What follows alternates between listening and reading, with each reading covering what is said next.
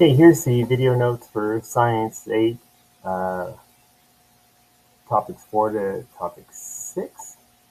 So topic 4 is flow rate and viscosity. And so flow rate and viscosity, the property that describes a liquid's thickness or thinness is called viscosity. Things that have high viscosity like molasses, corn syrup, and there are some things that have low viscosity like air and ethanol. A thicker fluid is more viscous and has a higher viscosity, and some liquids will flow faster than others. The time it takes for fluid to flow from one point to another is called flow rate, and the units are how many mils flow per second. We did lab activity, and here are some calculations for flow rate. So the formula is volume divided by time. So for example, if 200 mil flows in 10 seconds, calculate the flow rate. So you just go flow rate is volume divided by time. Flow rate is equal to 200 mils divided by 10 seconds. So then the flow rate is 20 mils per second. And here are some other calculations for it as well. And we did a lab where we did flow rate, how much would flow per second. We made a quick, that's a horrible bar graph, but I made a quick sketch of it, and we can see here the flow rate is highest for ethanol, and the flow rate is lowest for syrup at 21 degrees Celsius. And then we read through pages 45 and 46 together, and some examples of different industries where viscosity is important to their products, like paints, makeup, anything to do with mechanics, making of candy, and we read page 48 together. How does the viscosity of liquids vary? Even though all fluids flow smoothly, they flow at different rates because liquids have different viscosity. And once again, a high viscosity means a high internal attraction, and that means high internal friction, and it doesn't flow as well. For low viscosity, it would be the opposite. And particles can move around, but may be difficult for them to pass each other at high viscosity. Viscosity of a fluid or a liquid decreases as it's heated and increases as it's cooled. So oil flows better when it's warm and flows poorly when it's cold. Another way to define viscosity is resistance to flow, which, like I said earlier, resistance to flow creates internal friction, and resistance occurs when two substances are rubbed together. For example, it's easier to skate on ice than on pavement because there's less friction on the ice. And water particles slip by each other easier than oil particles because the attractive force of water molecules to each other is less than those of the oil. And warmer fluids flow faster than cooler fluids because heat decreases those attractive forces. And as well, warmer fluids, the particles are moving faster as well. How does the viscosity of a gas vary? Gases flow differently from liquids. Particles are further apart and the attractive forces are low. So if you heat a gas, you kind of get the opposite effect. It causes the particles to move fast, so they collide more often, and that means there's more internal friction. So the viscosity of a gas increases while it's heated, and it decreases when it's cooled. So that's the opposite of a liquid. So a little counterintuitive, so make sure you pay a little bit of attention to that.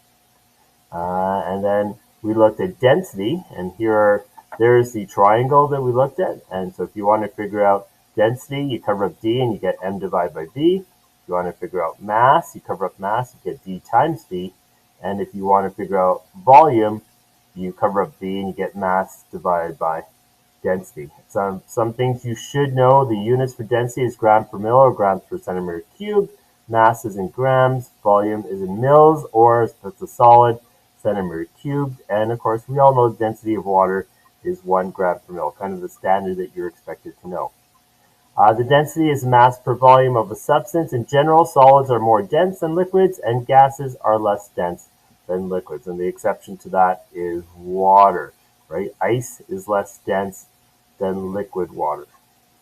Although liquid particles are sometimes quite closely packed together, they cannot support objects in the same way solids can. When you move through air, you don't have to move as many particles of air out of the way as if you are walking in water. So that's why it's easier to walk through air than it is to walk in the swimming pool. Solid, liquids, and gases, quick review. According to the particle theory, the solid particles are packed close together, simply vibrate, they're moving really slow. The liquids move a little bit faster, and so they can slide past each other. And then the gases move the fastest. They're the least dense, and there's a lot of space between the particles. The force of attraction is the same between all of them, just you need to realize it's the speed that affects whether a substance is a solid, liquid, or gas. And then we went through the table on page 52. We looked at densities and we filled that in. Density of solids, liquids, and gases. When substances are heated, their particles take up more space, which means that the density of substance decreases. And usually the density of a solid is greater than the density of a liquid state, which is greater than that of a gas. Water is the exception to this because water gets less dense when it freezes. That's why ice cubes float. Liquid mercury is so dense that you can actually support an iron bolt on top of it. And another example of liquid supporting a solid is wood floats easily on water.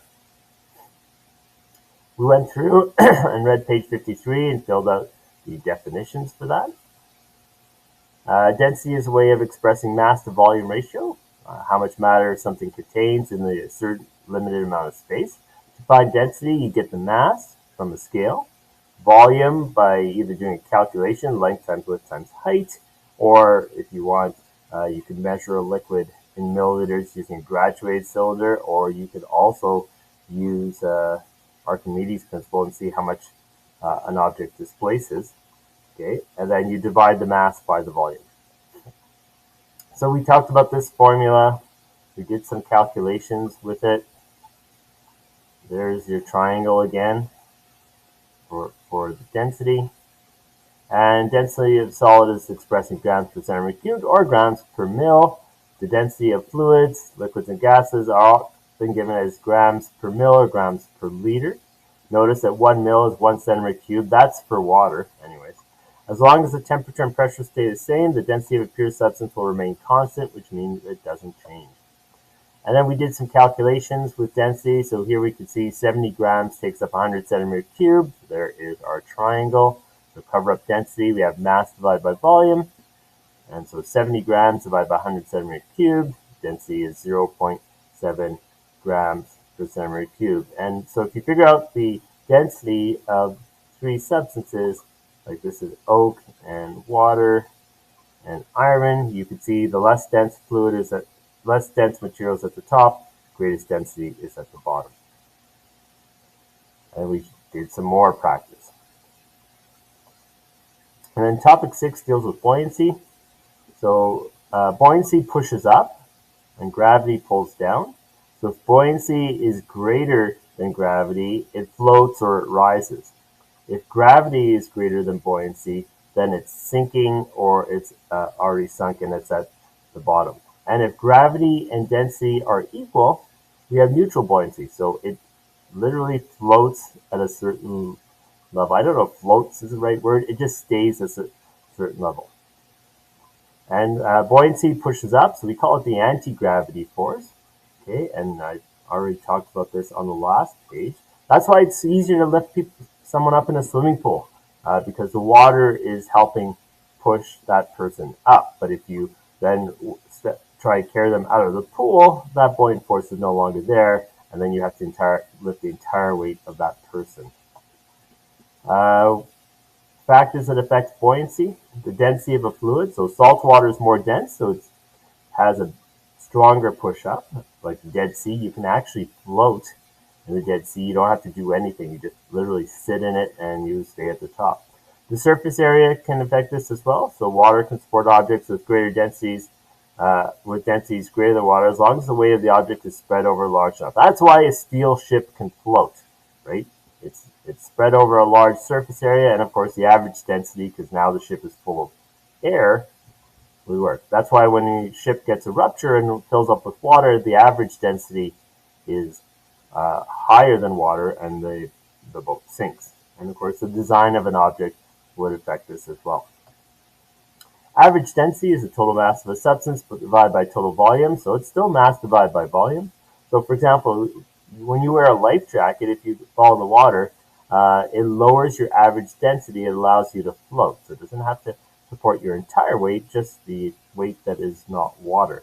Fluids like air, salt water, petroleum are solutions. They contain more than one pure substance, so the density of the solution is actually an average density of it. And then we looked at the submarine example, right? So same idea. If the submarine is floating at the top, it pumps this chamber full of air.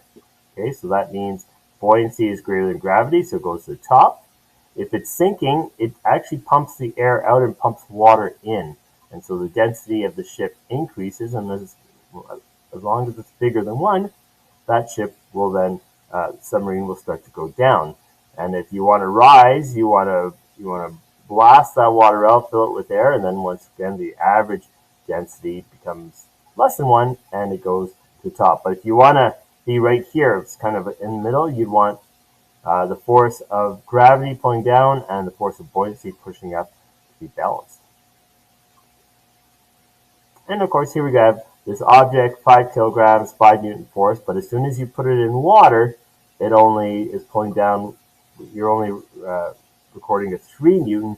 That's because the water is pushing up with 2 Newtons.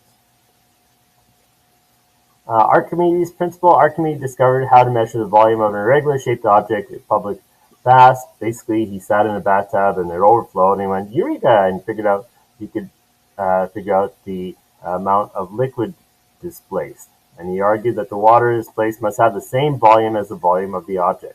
A scientific principle stating that the buoyant force acting on a submerged object equals the weight, force of gravity of fluid displaced by the object is Archimedes' principle. And how are buoyancy and density related? Higher the density, the greater the buoyant force is basically what it is. The lower the density, the lower the buoyant force. So here's a person in the Dead Sea, literally just sitting there reading a paper. He doesn't have to do anything because the density of the Dead Sea is 1.24. Freshwater density is 1. And your human body is slightly more dense than water, not a whole lot more. That's why if you take in a big breath of air, you could float in the pool. And if you let all the air out, you tend to sink. And I showed you hydrometers, how they work. Basically, you have a tube that's balanced, you have a weight at the bottom, and you have markings of density on the side of it. And there's different sized tubes for different sort of densities you want to figure out. If the density of the fluid is higher, this will float higher, and then you can get a reading for it. If the density of the fluid is lower, it's just not going to push as much, it will sink more in. And then we did a quick lab with this. And then we finished this up. And that is the end of outcome 3, which is topics 4 to 6 notes. Oh, and good job. People who did the study skills that I showed, the overall over 2 classes, we had a jump of 15% compared to the last quiz. So that was awesome and further proof that studying actually helps.